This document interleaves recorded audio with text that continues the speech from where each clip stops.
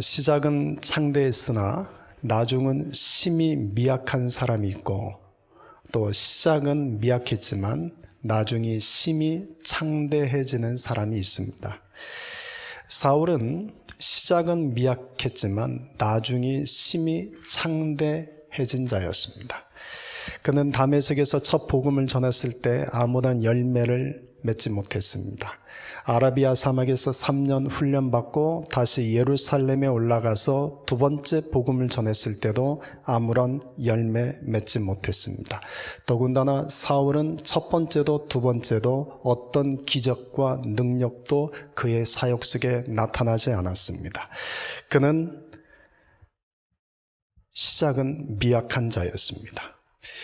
우리가 위대한 사도로 평가하는 바울의 이 시작이 얼마나 미약한지 우리가 지난 시간을 통해서 살펴보았습니다. 그러나 그는 훗날 세 차례 전도 여행을 통해서 소아시아와 유럽 57개 도시를 다니며 복음을 전하고 교회를 세우는 자가 되었습니다. 그리고 그는 오늘 우리가 가지고 있는 신약 성경의 3분의 1을 기록한 자가 되었습니다. 사울은 시작은 미약했지만 나중은 심히 창대한 자였습니다. 반면 베드로는 시작부터 심히 창대한 자였습니다. 그는 예루살렘 거리에 나가 처음 복음을 전했을 때 무려 3,000명이 회개를 하고 세례를 받았습니다. 그는 예루살렘 성전 미문에 앉아있는 안진뱅이를 예수의 이름으로 일으켜 세웠습니다. 베드로가 가는 곳에는 수많은 기적과 표적과 능력이 나타났습니다. 그래서 사도행전 5장 12절을 보면 사도들의 손을 통하여 민간의 표적과 기사가 많이 일어나매라고 기록할 정도였습니다. 전도자 빌립이 복음을 전한 사마리아에 가서는 베드로가 요한과 더불어 안수했을 때 그 자리에 성령 세례가 임하는 능력이 나타나기도 했습니다. 베드로는 시작부터 말씀의 능력, 기도의 능력, 치유의 능력, 성령의 능력이 나타난 자였습니다. 그러나 바울은 시작에 아무런 능력이 나타나지 않았습니다. 그 어떤 기적도 일어나지 않았습니다. 베드로에 비해 너무나 초라하게 시작했습니다. 여러분, 이런 차이는 어디에서 나왔을까요? 결코 베드로가 사울보다 더 유대해서가 아닙니다. 또 반대로 사울이 베드로에 비해서 뭔가 부족함이 있어서가 아닙니다. 사울이나 베드로나 모두 다 하나님이 부르신 자입니다. 그러나 하나님이 쓰시려고 하는 그릇의 용도가 다릅니다. 그래서 하나님의 다루심이 다르기 때문입니다. 중요한 것은 베드로, 사울 이 두 사람이 시작은 달랐지만 끝은 같았다는 데 있습니다. 두 사람 다 마지막까지 믿음의 선한 싸움 다 싸우고 달려갈 길 다 가도록 믿음을 지키고 둘 다 예수 그리스도를 위하여 순교의 제물로 생을 마쳤습니다. 여러분, 시작이 어떠냐는 중요하지 않습니다. 시작은 미약해도 나중에 창대한 자가 되는 것이 중요합니다. 시작은 아무리 창대해도 나중에 미약하게 되는 것이 너무나 많습니다. 그런데 시작이 창대했다면 한결같이 그 창대함을 끝까지 유지하는 것이 중요합니다. 우리 교회의 시작은 미약합니다. 그러나 시작이 미약하다고 해서 여러분 주저앉지는 맙시다. 낙심하지 않고 포기하지 않으면 때가 이르면 주님이 우리에게 열매를 맺게 하실 것입니다. 시작은 미약했으나 나중은 심히 창대한 자. 시작은 미약했으나 나중은 심히 창대한 교회가 되는 은혜를 주실 것입니다. 우리가 달려갈 싸움 끝까지 다 싸우고 믿음을 지키며 이 길 걸어가기만 하면 됩니다. 사울은 주님의 음성을 듣고 예루살렘에서 가이사랴를 거쳐 고향 다소로 내려갔습니다. 그곳에서 사울을 향한 하나님의 훈련은 다시 시작되었습니다. 다소에서 사울은 13년을 훈련을 받게 됩니다. 사울은 고향 다소로 내려갔지만 하나님은 계속해서 그분의 사역을 시작하셨습니다. 하나님은 온 유대와 사마리아와 갈릴리에 세워진 교회들을 그들에게 평안을 주셨고 그 교회들을 든든하게 세우셨습니다. 교회들은 모두 다 하나님을 두려워했고 그 교회들마다 성령의 위로가 있어서 그 교회들 속에는 날마다 시간이 지날수록 한둘씩 성도들이 늘어나기 시작했습니다.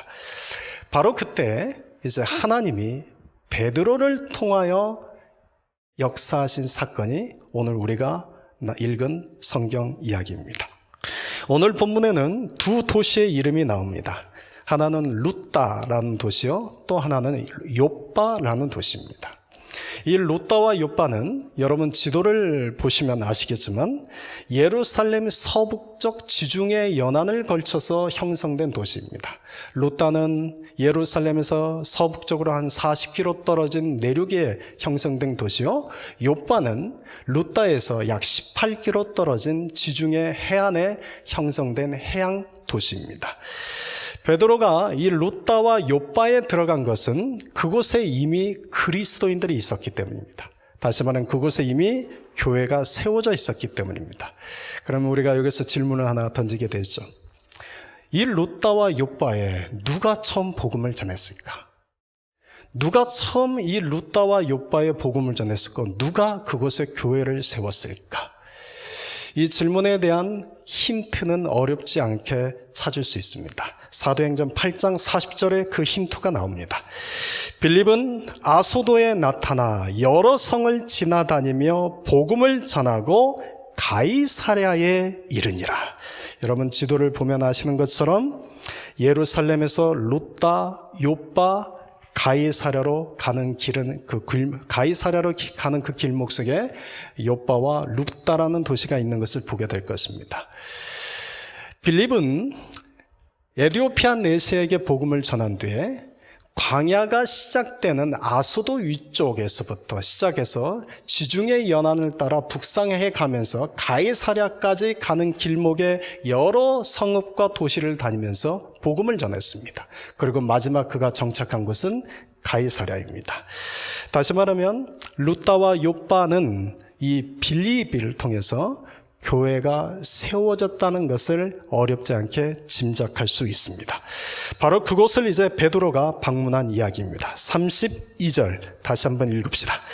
그때 베드로가 사방으로 두루 다니다가 루다에 사는 성도들에게도 내려갔더니, 베드로가 주어로 기록되어 있습니다. 그런데 베드로가 주어로 기록되어 있기 때문에 루다에 베드로가 내려간 것은 베드로의 의지와 베드로의 계획인 것처럼 여길 수 있습니다. 그런데 오늘 본문의 실제 주어는 베드로가 아닙니다. 성령님이십니다. 성령님이 베드로의 걸음을 루다로 향하게 하신 겁니다. 예수님은 베드로에 대해서 이렇게 예언하신 적이 있습니다. 요한복음 21장 18절을 보면 네가 젊어서는 스스로 띠뛰고 원하는 곳으로 다녔거니와 늙어서는 내 팔을 벌리리니 남이 내게 띠띠우고 원하지 아니하는 곳으로 데려가리라. 여러분, 베드로의 인생은 성령이 임하기 전과 후로 그는 확연하게 구분이 됩니다. 베드로는 성령이 임하기 전에는 자기가 원하는 곳에 마음대로 다녔습니다. 그런데 베드로에게 오순절 다락방에서 성령이 임한 뒤부터는 성령이 이끄시는 대로 따라가는 자가 되었습니다. 오순절에 다락방에 성령이 임했을 때 성령이 베드로를 예루살렘 거리로 나가게 했습니다. 그곳에서 복음을 전했습니다. 성령이 베드로를 예루살렘 성전 미문으로 인도했습니다. 그곳에서 안진뱅이를 일으켜 세웠습니다.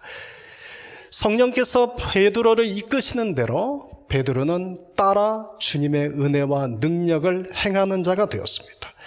베드로는 지금 성령이 자신의 걸음을 루다로 인도했을 때, 여기에 하나님의 뜻이 있구나 라는 것을 깨달았을 겁니다. 33절입니다. 거기서 애니아라 하는 사람을 만나매 그는 중풍병으로 침상 위에 누운 지 8해라. 베드로는 이 애니아를 보는 순간 성령께서 왜 내 발걸음을 이곳 루따까지 인도하셨는지를 알았습니다. 여러분, 성도들의 발걸음에는 결코 우연이 있지 않습니다. 성도들의 발걸음에는 하나님의 뜻이 있고 하나님의 섭리가 있습니다. 그런데 영적으로 민감한 자만이 하나님의 뜻과 하나님의 섭리를 생각하고 깨닫습니다.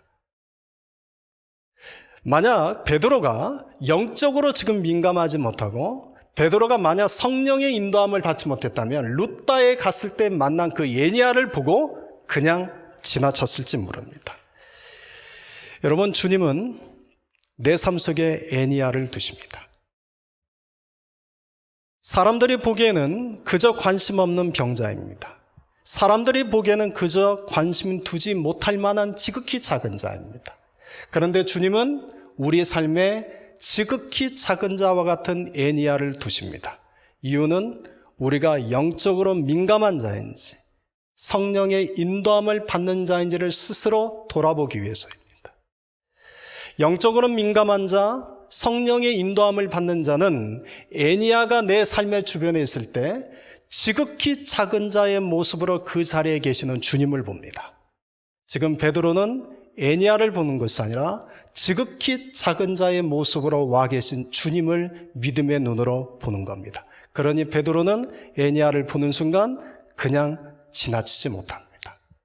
거기에 하나님의 뜻이 있고 하나님의 섭리가 있다는 것을 깨달은 겁니다. 그래서 베드로는 에니야를 보고 그가 먼저 다가갑니다. 여러분, 에니야가 베드로를 보고 베드로를 요청한 것이 아닙니다. 베드로가 먼저 찾아갑니다. 34절입니다.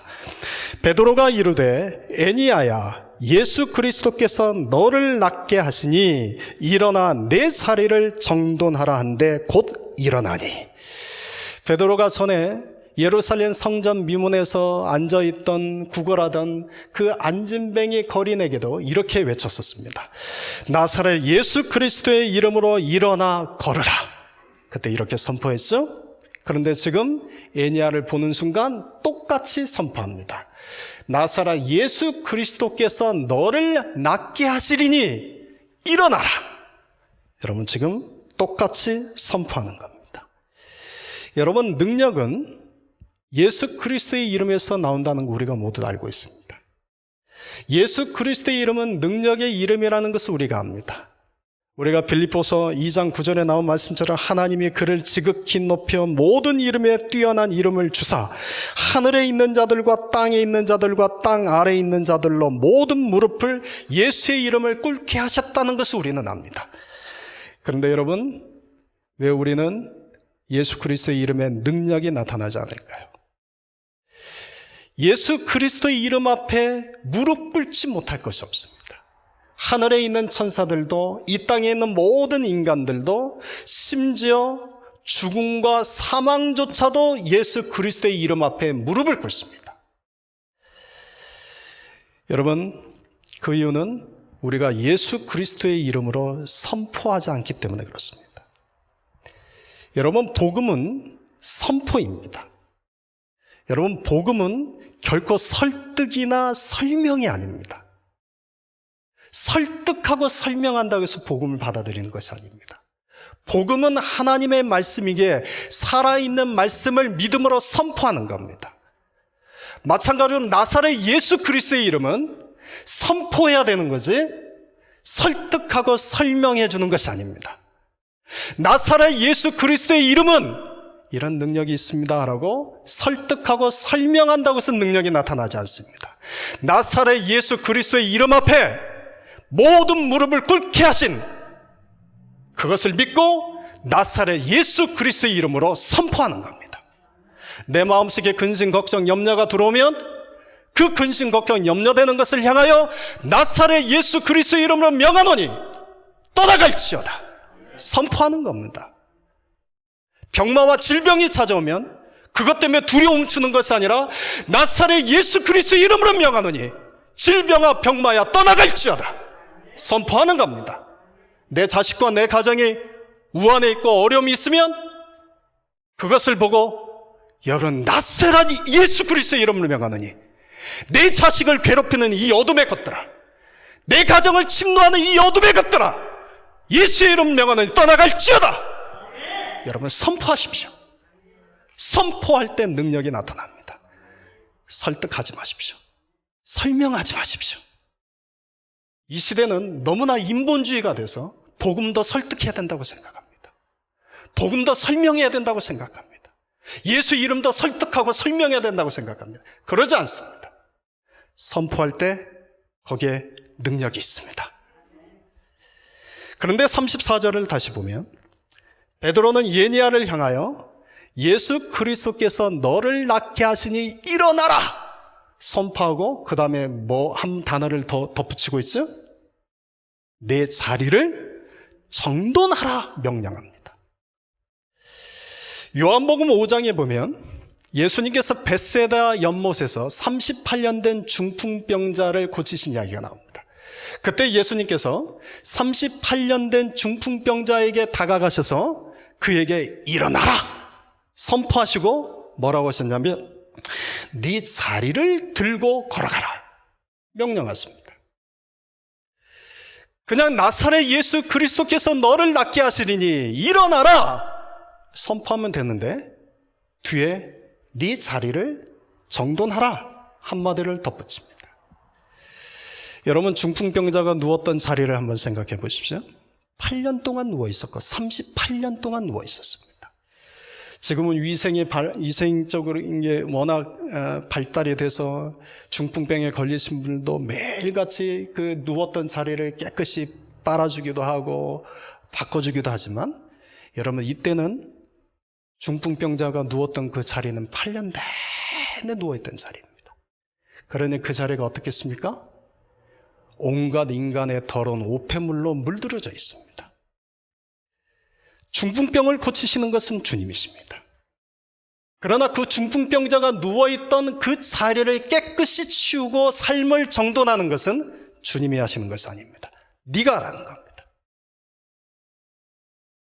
우리는 모두 다 영적인 혈관이 죄의 중풍병에 막혀있는, 영적인 혈관이 죄로 막혀있는 영적 중풍병자들과 같습니다.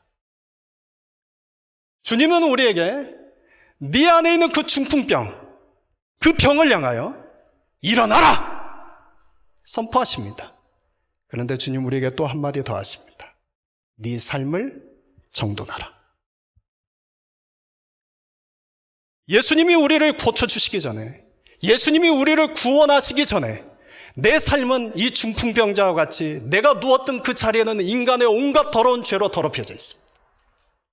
온갖 악한 것들로 더럽혀져 있습니다.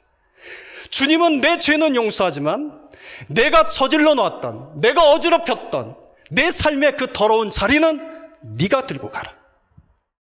네가 정돈하라. 말씀하시는 겁니다. 여러분 이것이 성도의 삶입니다. 여러분 내가 할 일은 내 병을 고치는 건 주님입니다. 내 죄를 고치시는 건 주님이십니다. 그러나 내 삶의 자리를 정결하게 하고 내 삶의 자리를 깨끗하게 하고 내 삶의 자리를 정돈하는 것은 내가 할 일입니다. 이것이 성도의 삶입니다. 베드로는 예수님이 38년 된 중풍병자에게 한 일을 옆에서 지켜봤습니다. 그리고 그 예수님이 하신 대로 그대로 지금 8년 된 애니야라는 중풍병자에게 그대로 하고 있습니다. 나사렛 예수 그리스도께서 너를 낫게 하시리니 일어나라. 그리고 네 자리를 정돈하라. 그 결과 35절입니다. 사람들이 다 그를 보고 주께로 돌아오니라. 여러분들 사람들이 그를 보았습니다. 사람들이 본 그는 누구입니까?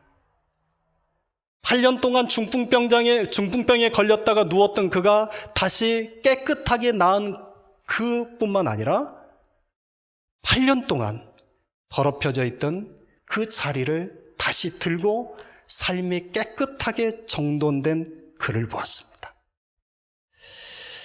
여러분 사람은 우리 안에 어떤 기적이 일어나는 것 때문에 예수님 믿지 않습니다. 여러분 성도들 안에는 기적이 일어나면 간증이 있고 우리가 더 주님을 잘 믿죠. 근데 세상 사람들은 성도들 안에 어떤 기적이 일어나고 우리 안에 어떤 간증을 하는 것에 관심이 없습니다. 하나님을 안 믿기 때문에 그럽니다.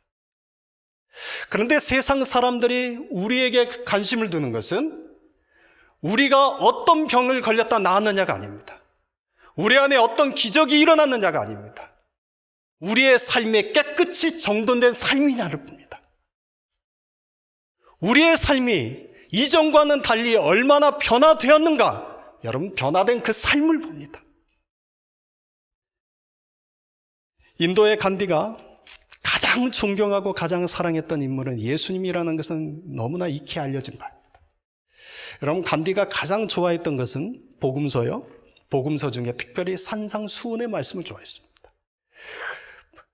간디가 그런데 그리스도인이 되지 않았습니다. 간디가 그리스도인이 되지 못한 것은 놀랍게도 영국에 있는 교회와 성도들이었습니다. 때문이었습니다. 간디가 영국에 유학을 갔습니다. 그곳에서 성경을 접했습니다. 복음서를 접했습니다. 그리고 산상수훈을 접했습니다. 그걸 보는 순간 간디는 예수님을 흠뻑 사랑하게 됐습니다.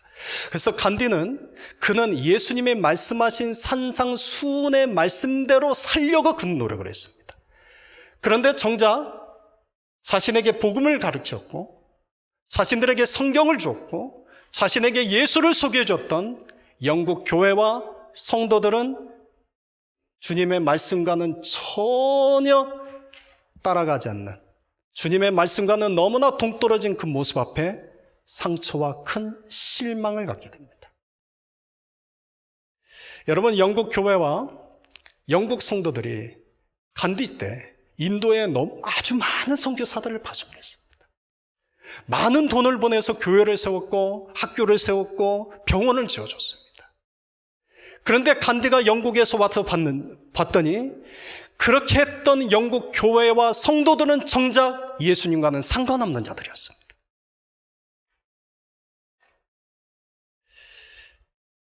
여러분, 신앙에 있어서 믿음과 인격이 중요하다는 것이 여기서 나옵니다.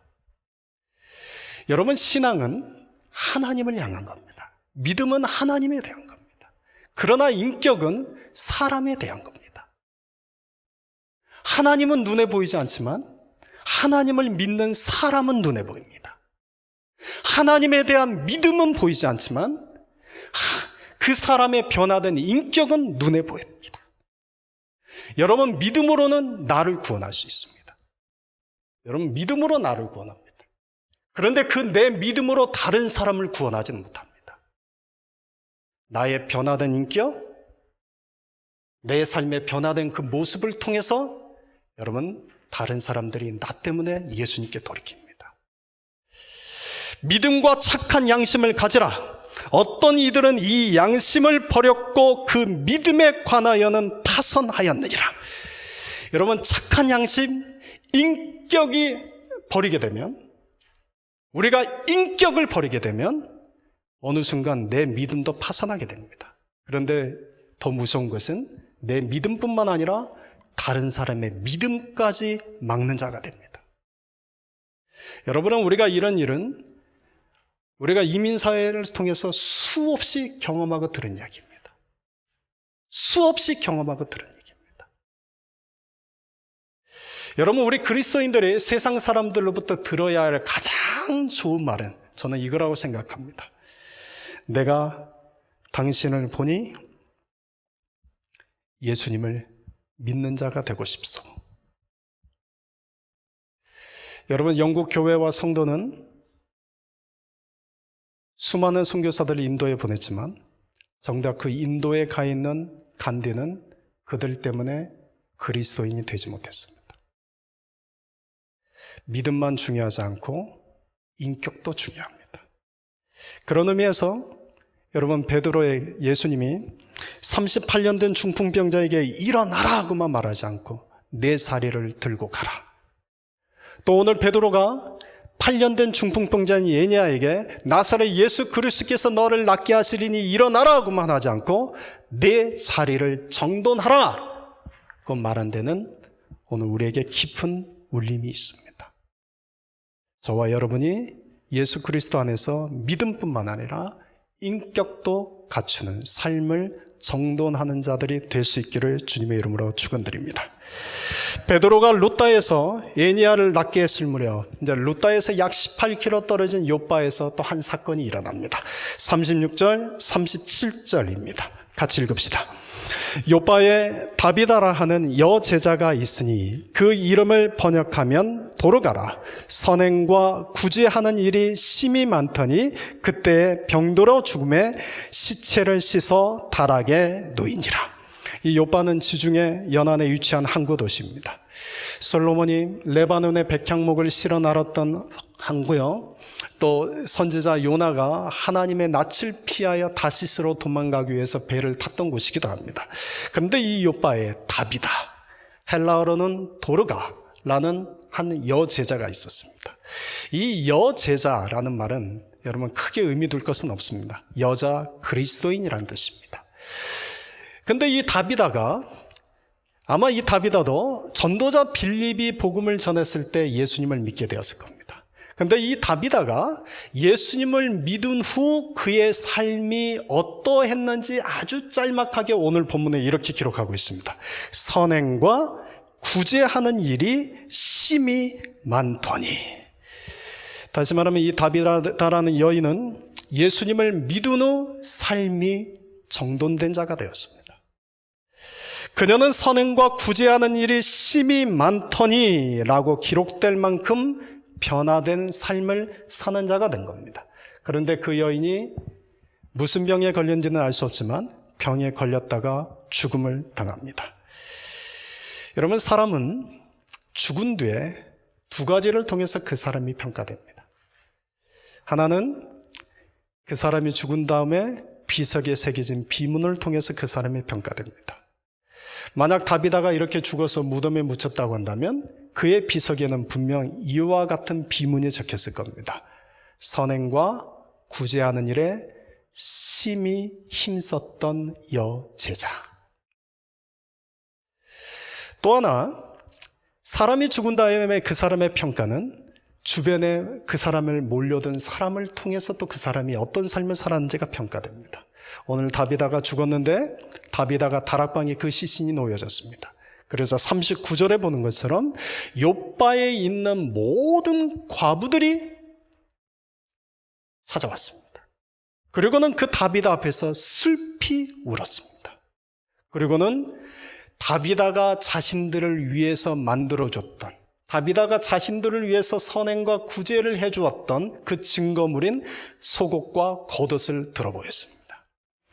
여기서 이 속옷이라는 것은 헬라어로 키톤이라는 단어인데 이 단어는 그냥 일반적인 옷입니다. 지금 여러분들이 입고 계신 옷을 이것을 속옷, 키톤이라고 부릅니다. 그런데 겉옷은 히마티온이라는 단어인데 이 겉옷은 우리 몸에 걸치는 외투나 망토 같은 것을 의미합니다. 그런데 이스라엘의 유대인들에게는 이 겉옷이 참 중요했습니다. 왜냐하면 이 겉옷은 그 뜨거운 낮에는 햇빛을 가리는 용도요, 밤에는 광야의 추위를 가로막는 데 쓰이는 이불의 역할을 했기 때문입니다. 그래서 이 겉옷은 제사는으로 인정을 해줘서 저당을 잡힐 수가 있었습니다.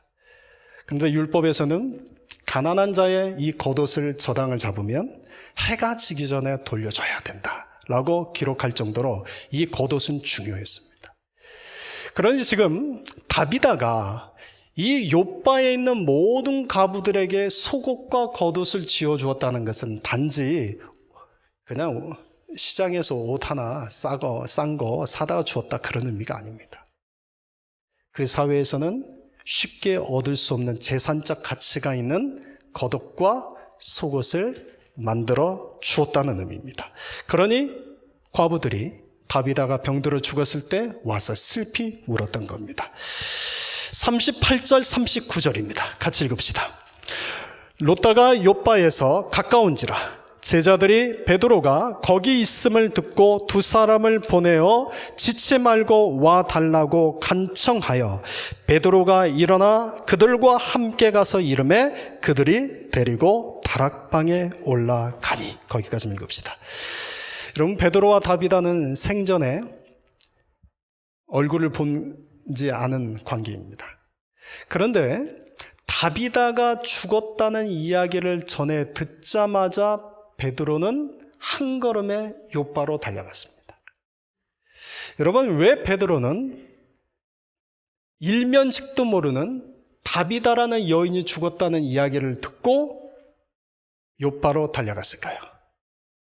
여러분, 거기에 성령의 인도하심이 있다는 것을 알았기 때문입니다.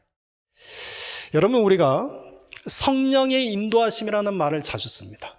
성령의 인도하심. 여러분들, 이 성령의 인도하심은 두 가지 의미입니다. 하나는 말씀을 통해서 분명히 깨닫게 하시고 성령께서 인도하시는 것을 알게 될 때가 있고, 성령의 인도하심은 두 번째는 대개는 믿음의 사람들을 통해서 성령의 인도하심이 나타납니다. 믿음의 사람들을 통해서 성령이 이끄시는 것이 나타납니다. 그 이유는 여러분, 믿음의 사람들 안에 역사하시는 분은 성령님이시기 때문입니다. 지금 베드로는 욥바에서 찾아온 두 사람을 통해서 지금 성령의 인도하심을 깨달은 겁니다. 그래서 그는 그 이야기를 듣자마자 곧장 욥바로 달려갔습니다. 40절입니다. 베드로가 사람을 다 내보내고 무릎을 꿇고 기도하고 돌이켜 시체를 향하여 이르되 다비다야 일어나라 하니 그가 눈을 떠 베드로를 보고 일어나 앉는지라. 지금 베드로가 다비다 시신 앞에 서서 사람들을 모두 다 내보냈습니다. 그리고는 무릎을 꿇습니다. 베드로가 누구에게 무릎을 꿇은 걸까요? 시체 앞에 무릎 꿇은 걸까요? 그러지 않습니다. 그 자리에 사람들은 없지만 그 자리에 임재해 계시는 주님께 무릎을 꿇은 겁니다. 여러분, 예수님이 내 앞에 임재해 계신다는 것을 아는 사람은 무릎을 꿇을 수밖에 없습니다. 전에도 말씀드린 것처럼 태국에서는 왕 앞에서는 그가 총리가 되었든 장관이 되었든 어린 학생들이 되었든 누가 되었든 왕 앞에서는 10m 전방에 무릎을 꿇고 무릎을 기어서 왕 앞에 나갑니다. 여러분은 인간 왕 앞에서도 사람들이 무릎을 꿇는다면 하물며 만왕의 왕이시오 온 세상의 구주가 되시는 주님이 우리 앞에 계신다고 한다면 어찌 무릎을 꿇지 않을 사람이 있겠습니까? 여러분은 우리가 주님 앞에 무릎 꿇지 못하는 것은 주님이 지금 내 앞에 임재해 계신다는 것을 우리가 인식하지 못하기 때문입니다. 베드로는 죽은 시신 앞에 아무도 없습니다. 그가 무릎 꿇은 것은 시신 앞에 무릎 꿇은 것이 아니라 그 자리에 임재해 계시는 예수님 앞에 무릎을 꿇었습니다. 그리고 그 예수님께 기도합니다. 이때 무엇을 기도했을까요? 여러분, 무엇을 기도했을까요? 그저 그냥 여기서 기도하지 않고 바로 나사렛 다비다야 일어나라 하면 되는데 베드로가 왜 무릎을 꿇고 기도했을까요? 아마 이러지 않았을까요? 분명히 성령이 인도하심이 있다고 여겨서 왔는데 다비다 시신 앞에 섰더니 까마득합니다. 성령이 왜 나를 이곳에 보내셨을까? 내가 죽은 사람을 살릴 능력이 있는 것도 아닌데 왜 나를 여기에 보내셨을까? 그래서 주님께 기도했겠죠. 주님, 내가 어떻게 할까요? 왜 나를 이곳에 보내셨을까요? 그때 베드로에게 성령께서 한 가지를 생각나게 하십니다. 그 내용은 마가복음 5장에 나온 이야기입니다. 마가복음 5장에 회당장 야이로의 죽은 딸을 예수님이 살리신 이야기가 나옵니다. 그때 예수님이 회당장 야이로의 죽은 딸에게 다가가서 예수님이 뭐라고 하셨습니까? 달리다 소녀야 굼 일어나라 생각이 난 겁니다. 여러분, 우리가 성령의 인도하심을 받는다는 건 바로 여기 있습니다. 성령은 우리로 하여금 생각나게 하십니다. 주님, 왜 나를 이곳에 오게 하셨습니까? 주님, 왜 나를 이 사람을 만나게 하셨습니까? 그 자리에 계시는 주님 앞에 겸손하게 무릎 꿇고 기도할 때 주님의 생각나게 하십니다. 그러자 베드로가 성령이 생각나게 하시자 달리다 굼 예수님이 하셨던 대로 이제는 다비다를 향해서 다비다 굼! 다비다야 일어나라! 외친 겁니다. 여러분, 베드로는 앞에서 에니야를 고칠 때는 예수님의 벳세다 연못에서 38년 된 중풍병자를 고치실 때 행했던 대로 따라했습니다. 그런데 지금 욥바에서 죽은 다비다를 살리실 때는 역시 예수님이 마가복음 5장에 나오는 회당장 야이로의 죽은 딸을 살리시는 그것을 그대로 따라하고 있습니다. 여러분, 사람은 결국 보고 배운 대로 행하게 되어 있습니다. 베드로는 그때는 몰랐을 겁니다.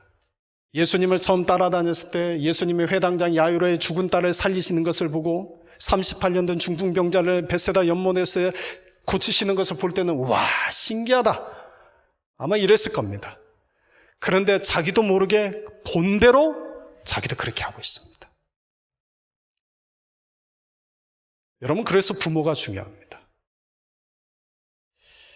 여러분, 자식은 부모를 보고 배웁니다. 자식은 부모가 하는 말을 듣고 배우는 것이 아닙니다. 자식은 부모가 하는 것을 보고 배웁니다.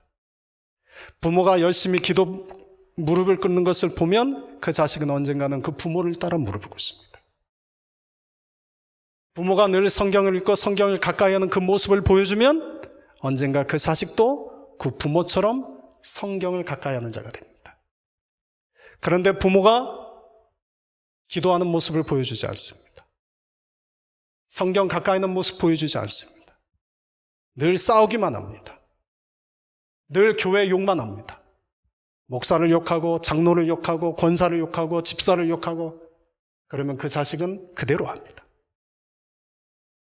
여러분, 사람은 보고 배운 대로 행합니다. 베드로는 예수님을 본 대로 배운 대로 행하고 있습니다. 여러분, 동일하게 우리가 그리스도인으로서 어떤 신앙생활을 하느냐에 따라서 우리 교회에 오는 성도들이 보고 배웁니다. 여러분, 우리는 먼저 온 자들입니다. 먼저 온 우리들이 어떤 모습을 보이느냐에 따라서 그 다음 오는 새로운 성도들이 그대로 보고 배웁니다. 여러분, 한 가정의 영적 분위기의 흐름은 부모가 만듭니다. 마찬가지로 교회의 영적 분위기의 흐름은 먼저 된 자들이 만듭니다. 그런 의미에서 저는 우리 교회가 자랑스럽습니다.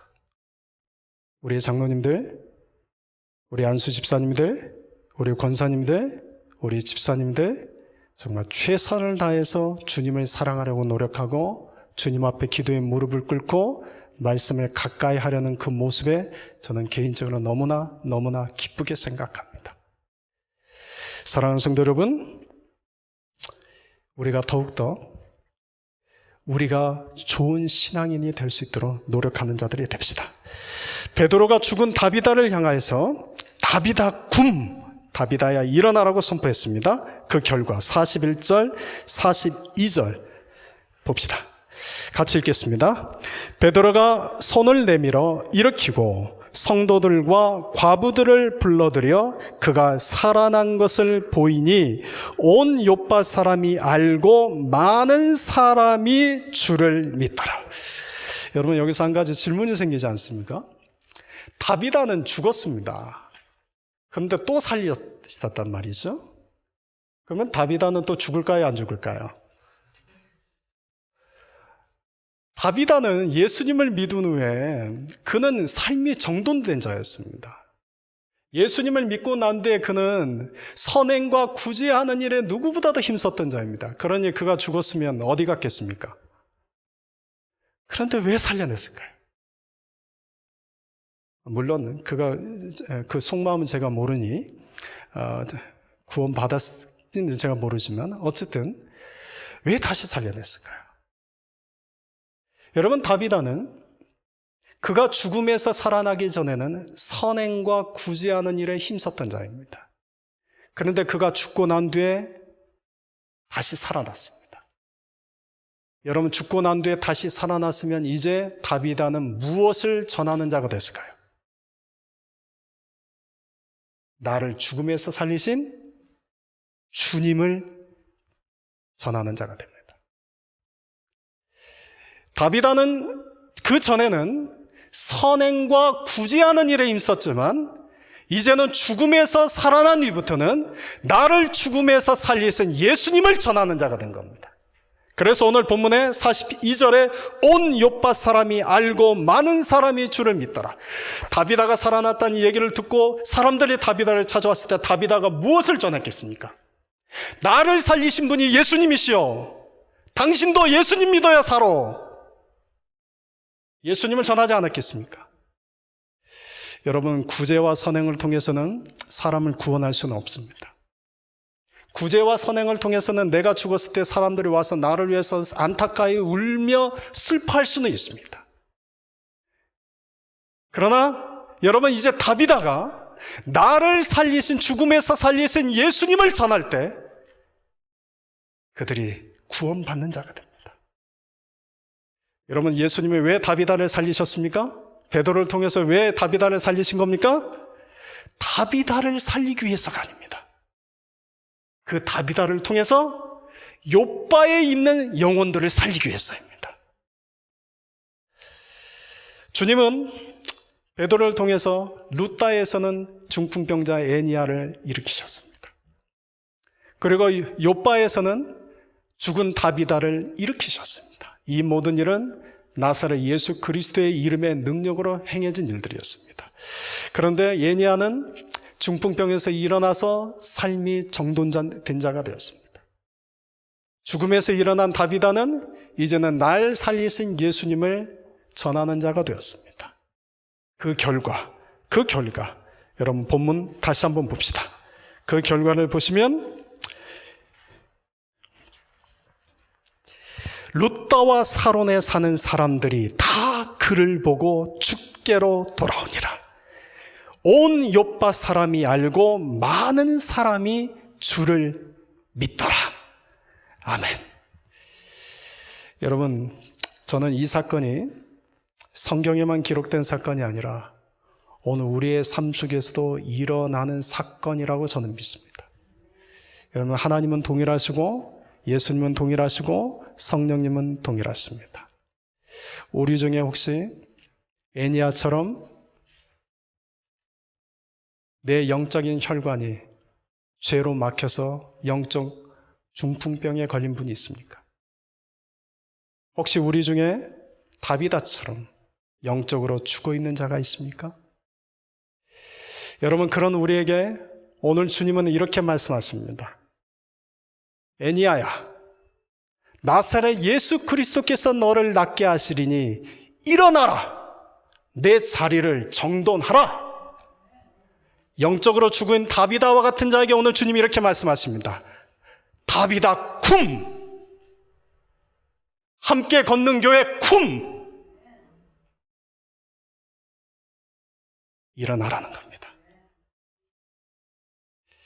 여러분, 내 가정을 한번 보십시오.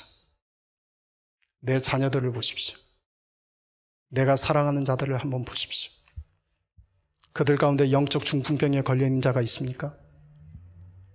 그들 가운데 영적으로 죽어있는 다비다와 같은 자가 있습니까? 여러분, 그들에게 예수 그리스도의 이름으로 선포하십시오. 예수 그리스도의 이름으로 선포하십시오. 나사렛 예수 그리스도께서 너를 낫게 하시리니 일어나라. 내 자리를 정돈하라. 내 자녀의 이름을 들고 누구누구 쿰! 일어나라! 여러분, 우리 자녀들에게, 우리 가정에게, 또 우리 공동체에 이런 고침의 기적, 죽은 자가 되살아나는 기적을 통해서 더 주님께로 돌아오는 자가 많아지는 구원의 통로가 되는 은혜가 우리에게 있기를 주님의 이름으로 축원드립니다.